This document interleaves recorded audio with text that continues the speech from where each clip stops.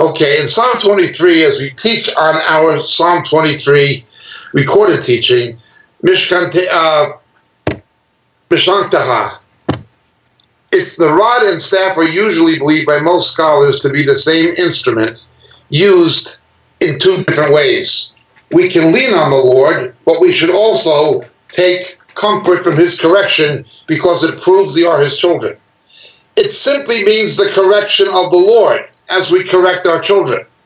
There's some lunatic, some crazy guy with a beard in America who's built a whole ministry on teaching Christian parents to beat their children literally with a rod. And he's built his ministry on this. The guy is a real kook. And there's ridiculously some Christian parents have paid attention to this guy. He's absolutely out of his mind. Yes, parents who do not correct their children do not love them. Whether or not this involves smacking your kid, that is a parental prerogative. We should not do it, however, in a medically dangerous way, and it is a parental prerogative. I've seen Catholic schools in my own youth where lesbian sadistic nuns would vent their own sexual frustration when they see a child that they would never have and they're frustrated, locked up in a convent and can't have a man, and again, many of them are lesbians, and couldn't have a child themselves, so they vent their own frustration and anger by beating up little kids. That's what they did, and they did it in the name of religion, to use fear to brainwash little children into believing in the lies of Roman Catholicism and its false gospel. Child abuse of that kind has been endemic in Roman Catholic educational institutions. Even authority of teachers to smack children, I think, is not wrong to be regulated or even outlawed. My problem is when you take that authority away from parents. Parents do have the right to correct their children as they see fit within reason, providing it is not in an emotionally or a medically dangerous way. And it's the last resort of last resorts.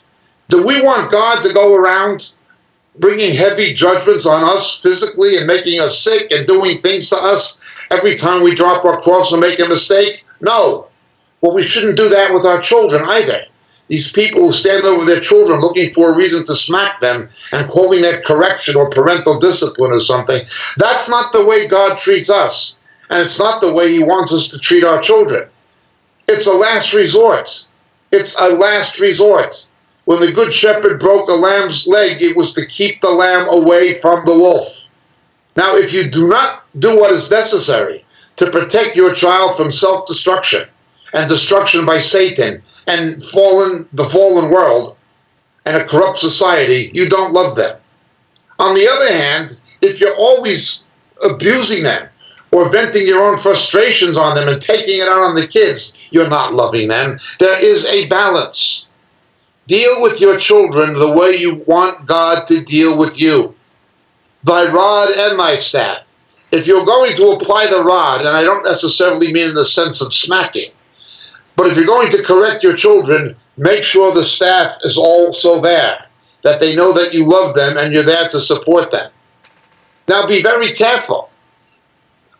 One of the things that happens is where parents who are overly abusive and beat children like this, they can put things into the head of a child that corrupts their mind. I'm bigger than you. I can beat you up, and if you don't do what I say, I'm going to beat you up. Well, that might teach a child something about don't break the law, the government is bigger than you are, but it can also teach children to think that they can go out and beat up some other kid just because they're bigger than they are and make the other kids succumb to their will.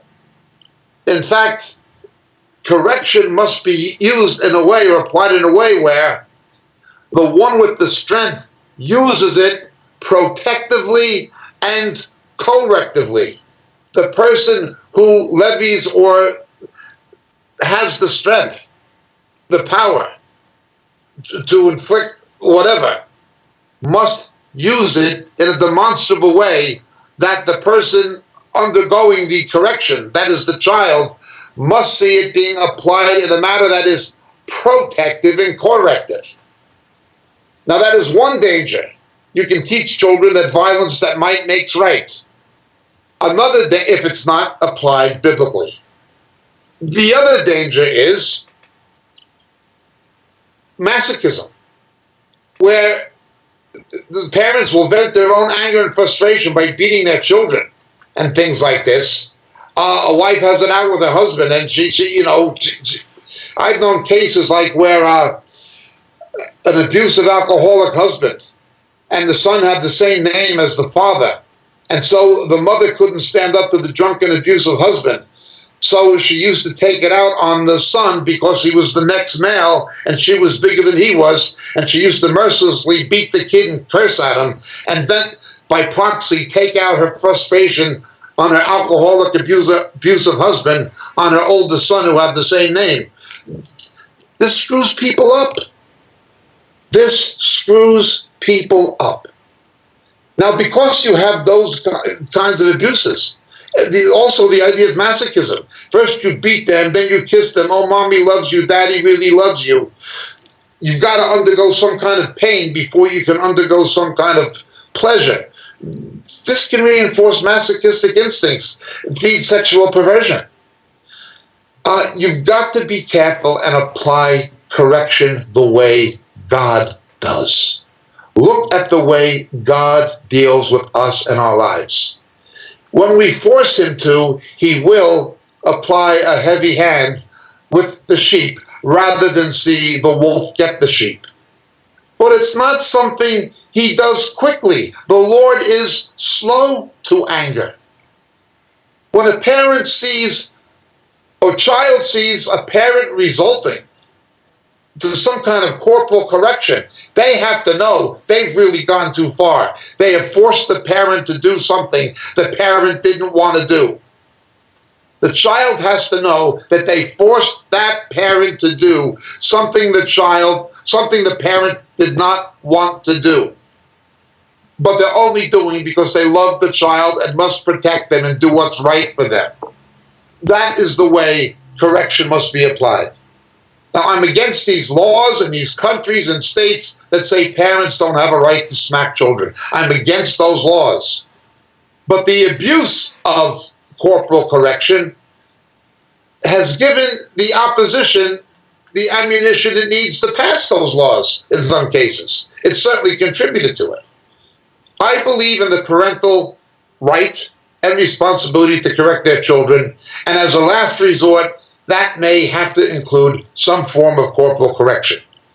But it must be done in the way that God deals with us. Otherwise, you can mess a kid up, emotionally, psychologically, spiritually, sexually, and otherwise, to say nothing of the physical abuse or dangers that can come if it's misapplied. It's not an easy subject. Correct your children the way that God corrects us. He is slow to anger.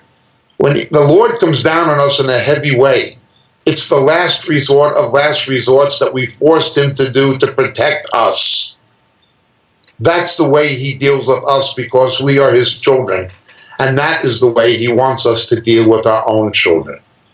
Like anything else, pray. Prayer and the guidance of the Holy Spirit comes into play centrally and focally. Be careful of these stupid so-called Christian family schemes that put a heavy emphasis on discipline and correction and all this stuff. The two kinds of parents who will mess their children up the most are the ones who are overly permissive or overly strict. We deal with this on our teaching on the grain offering on Psalm 2. Too much honey or not enough. Be careful. Parents who are either overly permissive or overly strict, either one, are going to hurt their children. They're going to damage them. Parents who will not exercise due correction and parents who are too strict, both of them are bad parents. I will tell you a true story. There is a branch of my family that is very dysfunctional. Very, very dysfunctional. All the kids messed their lives up. It involved a suicide, it involved a drug-related murder, it involved lesbianism, it involved all kinds of things.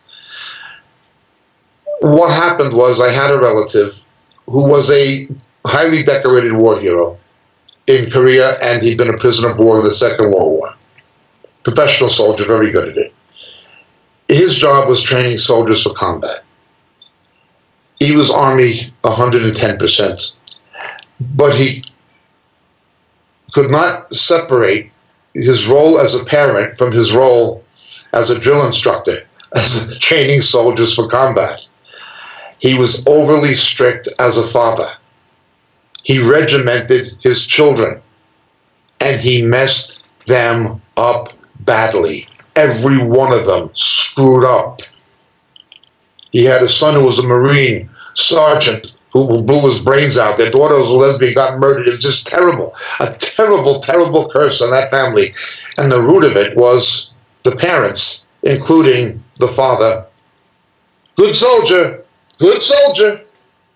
a patriot. Bad father, bad father. Do not be overly strict or overly permissive. Not too much honey, nor too little.